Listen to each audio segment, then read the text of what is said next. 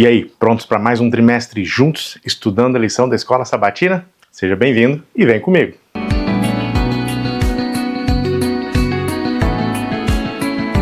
E aí, meus saleiros e minhas luminárias, tudo bem com vocês? Bem-vindos mais uma vez ao canal Vira Crente. E aí, tá pronto para a gente começar mais um trimestre estudando a lição da Escola Sabatina? Vamos passar aí 3 meses estudando sobre o verbo, vamos estudar aí sobre o Evangelho de João, que eu gosto muito, mas a gente vai falar isso daqui a pouquinho. Antes eu quero convidar você a se inscrever aqui no canal, você que está chegando agora, ou você que já está aqui há um tempinho e não se inscreveu ainda, por favor, se inscreva aqui no nosso canal e principalmente compartilhe os vídeos. Vamos para os nossos abraços, como de costume, sempre temos aqui os nossos abraços para os nossos inscritos, a galera que nos acompanha. E o primeiro abraço vai para o Antônio Guzmão, de Riachuelo 2, em Manaus. Temos aqui também a Mona Lisa. A Mona Lisa, ela está em Blumenau, Santa Catarina. Um abraço para vocês aí. Temos aqui também o Luiz Gustavo. O Luiz Gustavo é da Igreja Adventista Central Londres. Agora eu não sei se Londres é aqui no Brasil ou se é fora do Brasil, mas um abraço para você aí, meu saleiro. O Rogério, ele está em Aceburgo, Minas. Trembão demais aí, um abraço para a minerada. O Renan, ele pede um abraço e também para a Sociedade Esmerai, em Manaus. Aí, os amazonenses aí, tudo com a gente, a galera de Manaus, os manauaras, não é isso? Eles estão no distrito de Amazonino Mendes. Temos aqui também o Valdeci. O Valdeci, ele é de Cuiabá, no Mato Grosso, e é do distrito da Guia. Um abraço para você e todos os jovens aí do seu distrito, meu saleiro, quase que no seu distrito aqui, né? E o Arley, ele tá em Nova Venécia, Espírito Santo. Aí mexeu com a terrinha, aí o coração acelera. Sou capixaba, para quem não sabe, sou natural de Baixo Guandu. Um abraço aí para você e para todos os capixabas, a galera de Nova Venécia também. Um abraço especial aí, estão pedindo aqui pros paraenses, os papaçaí. Um abraço para todos vocês, um abraço para Tati também, que nos acompanha aqui. Deus abençoe todos vocês. Um abraço para os jovens da Igreja Jardim América em Novo Progresso. A Luana também, um abraço para ela. Ela sempre está mandando o vídeo aí para os jovens, a galera tem gostado. Deus abençoe vocês. Um abraço para todo mundo. Muito obrigado por vocês comentarem, participarem aqui conosco. Fico muito feliz com todos vocês, realmente conversando aqui com a gente através dos comentários. Deus abençoe a cada um. Vocês também podem me seguir no meu Instagram, que sempre tem uma coisinha bacana lá. Mas vamos para a nossa lição, beleza? Primeira lição do trimestre, do novo trimestre. Gente, tá ruim aqui hoje, hein? É Deus encarnado. O nosso texto base, ele está em João, no capítulo 1. Dá uma lida, mas com bastante atenção, porque esse capítulo é bem interessante, ele é muito bem dividido. Nós temos a nossa tirinha. Já vamos para a tirinha, depois a gente trabalha aqui a explicação. Dá uma olhada comigo, tem uma porta aí fechada, e essa porta está aí, né? Reunião. E logo aparecem os termos dessa reunião. Nascer do ventre de uma criatura, usar fralda, dominar a própria glória, ser rejeitado, sofrer maus tratos, morrer por pecadores. E ali Jesus, né? Li e aceito os termos e ele assinando esses termos.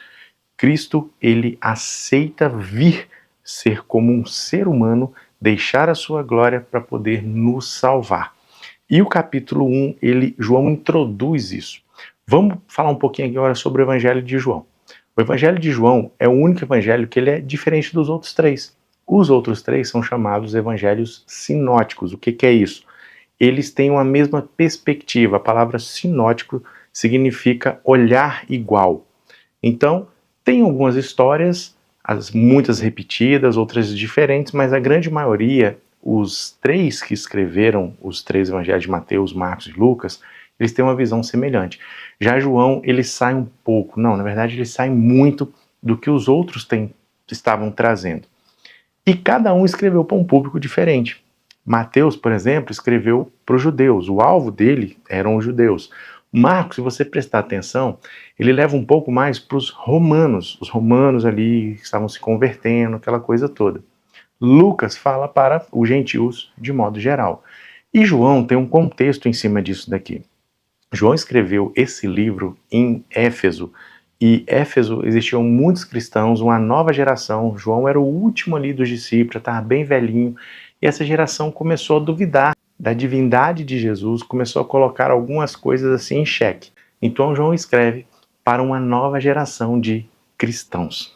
E já no primeiro capítulo ele é dividido ali em encarnação, o testemunho de João Batista, o Cordeiro de Deus, os primeiros discípulos e Filipe e Natanael. João dá um destaque para algumas coisas ali. E eu tenho certeza que você vai se apaixonar por esse livro. Eu, pessoalmente, dos evangelhos, é o que eu mais gosto. Eu tenho uma semana de oração chamada Eu Acredito, que eu uso os sinais ali de João, que João apresenta, a grande maioria no livro de João. É um livro espetacular e a gente vai iniciar essa semana aí com muita coisa boa. Nós podemos chamar o evangelho de João do evangelho das metáforas.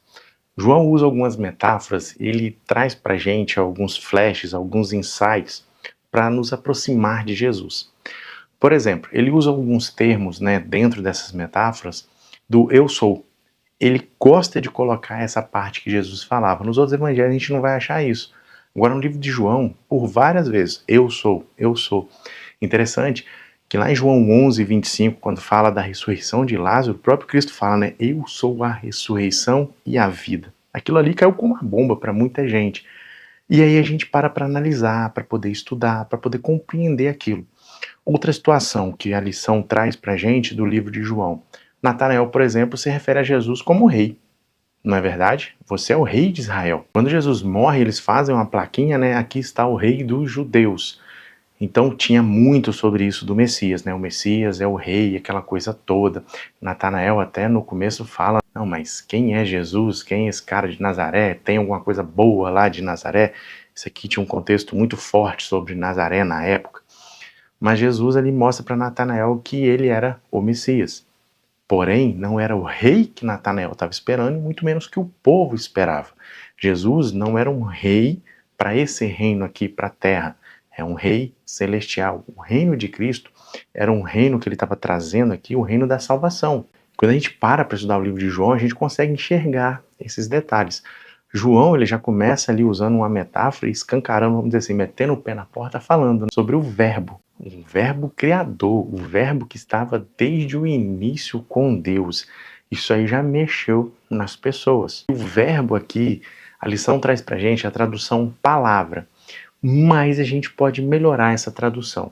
No cerne do que João realmente estava falando ali, o verbo significa logos. E o logos a gente vai compreender no próximo estudo de segunda-feira.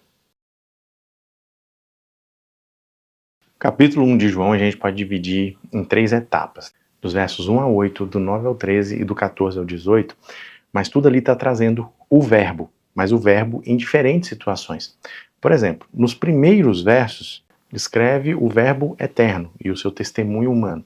Já na sequência, nós temos ali o verbo se fazendo humano, junto com a humanidade. E na terceira, a graça que o verbo traz para a gente. Esse negócio de verbo parece meio complicado, né? No princípio, o verbo estava com Deus e o verbo era Deus. Esse negócio dá meio que um nó na cabeça da gente. Mas lembra que eu falei que a palavra verbo, a melhor tradução é logos? Lembra que também que eu falei o seguinte, que João escreveu esse livro em Éfeso. Éfeso era uma cidade grega, esses novos cristãos tinham muito da cultura grega e João ali ele foi muito inteligente. Ele usou algo que as pessoas estavam acostumadas para poder dar uma introdução e quebrar as dúvidas que aquelas pessoas tinham. Ele fala ali do verbo, ele fala do logos. Os gregos acreditavam, e isso veio de Heráclito, que o logos existia. O que era o logos? Era algo ou alguém que sustentava tudo e que tudo veio a partir dele, mas não com a visão religiosa que os judeus tinham do logos. O logos, os judeus acreditavam que era a palavra que tudo criou, que tudo fez. Então João falou o seguinte, ó, vocês estão acostumados com a cultura grega? Fala um negócio para vocês. Heráclito não estava errado. Só que o que Heráclito não contou é que realmente existe um Deus. E o verbo ali não é com um D minúsculo, não. É com D maiúsculo. O verbo era Deus. E quando fala que o verbo estava no princípio da criação, mas é na criação aqui desse mundo? Não. Quando a gente vai para isso, quando a gente aprofunda dentro do significado dessas palavras, a gente vê que João está falando aqui que isso é muito antes da criação deste mundo. Que o verbo ele é eterno, ele sempre foi, ele sempre será. Ele é e sempre será. Lembra da primeira sessão que a gente falou? João ele apresenta ali a criação e ele também coloca um pano cósmico dentro daquilo que ele está falando. E por que João coloca isso?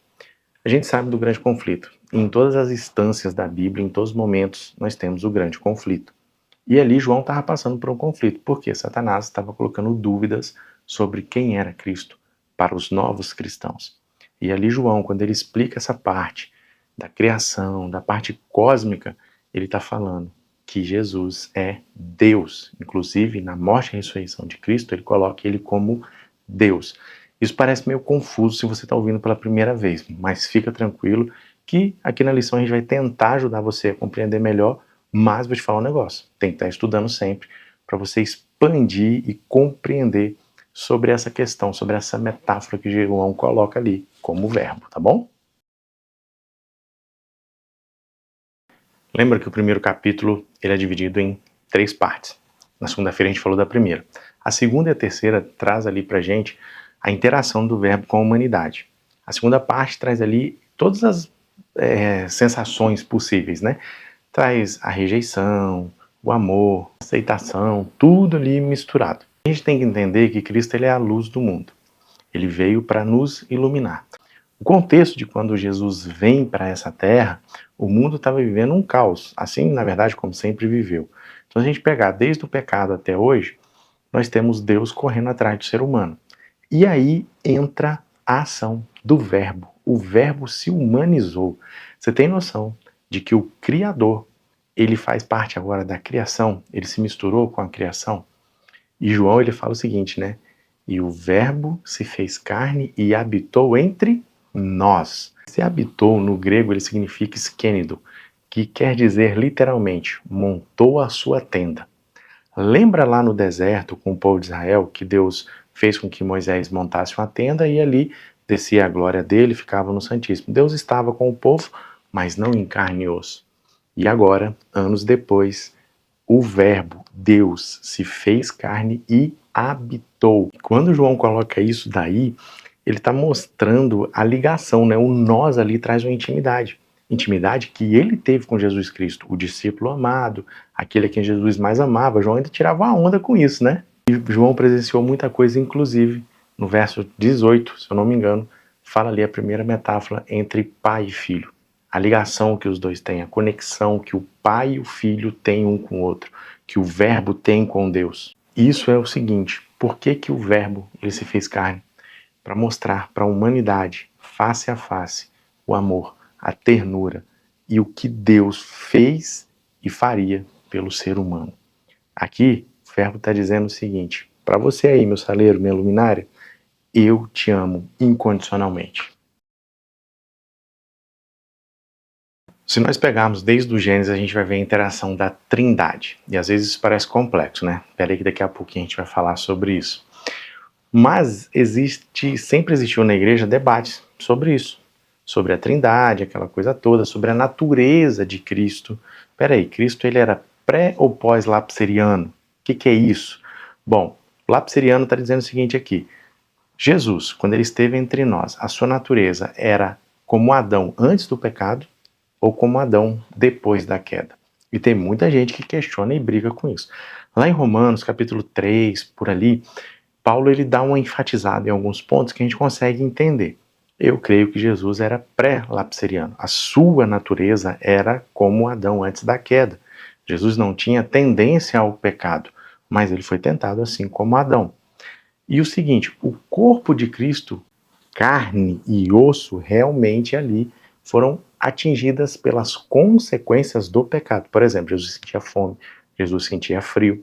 Lembra quando ele é tentado lá no deserto? Ele ficou em jejum, ele estava fraco.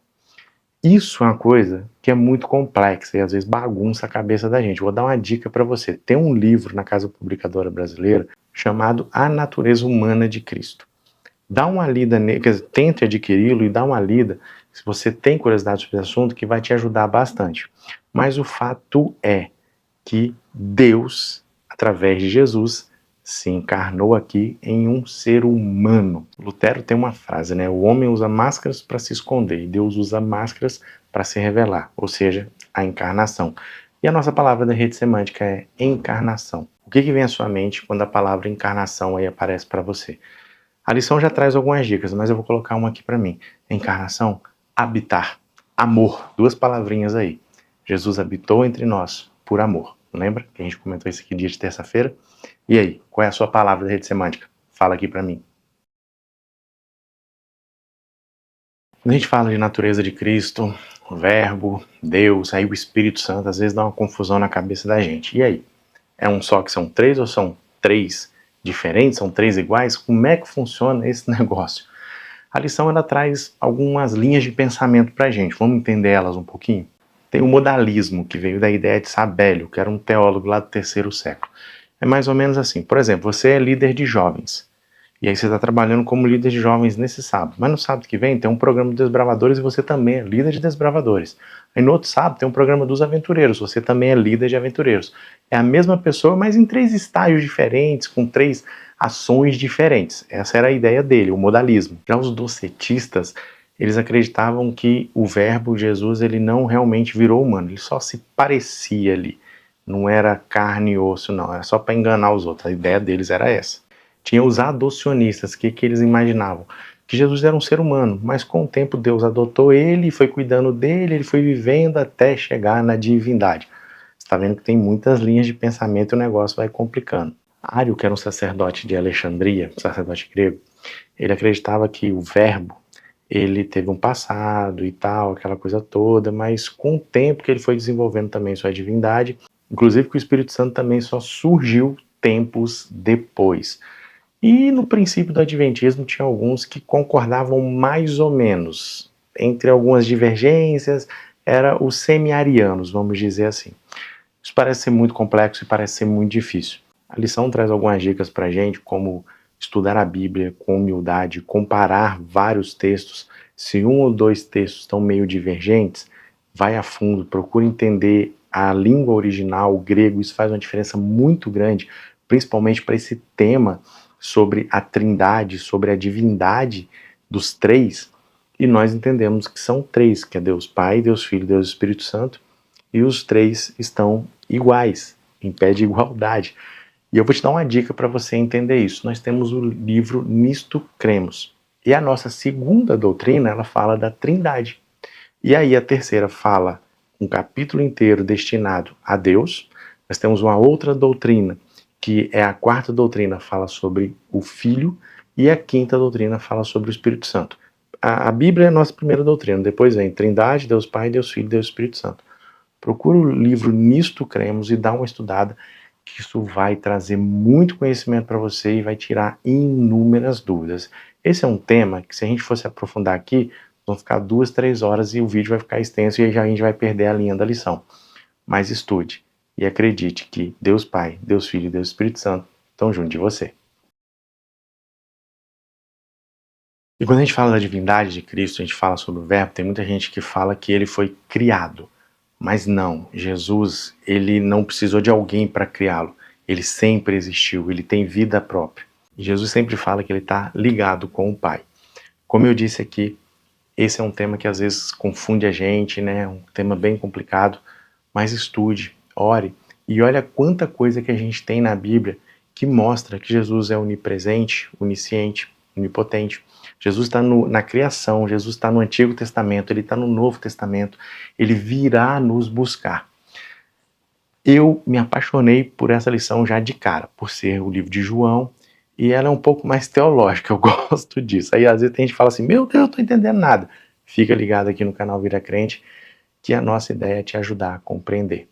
O Verbo esteve entre nós, mostrando o amor de Cristo, e esse Verbo deu a vida para que eu e você um dia possamos estar com Ele, com Deus Pai, Deus Filho e Espírito Santo por toda a eternidade. Meu saleiro, meu luminário, eu espero que eu tenha te ajudado aqui de alguma forma e esteja aqui conosco, estude a Bíblia, pega os livros que eu indiquei aqui, dá uma estudada, que isso vai fazer uma diferença, vai trazer conteúdo para você trocar uma ideia com a sua turma aí na sua classe jovem, tá ok? Um abraço para você, até semana que vem, fui!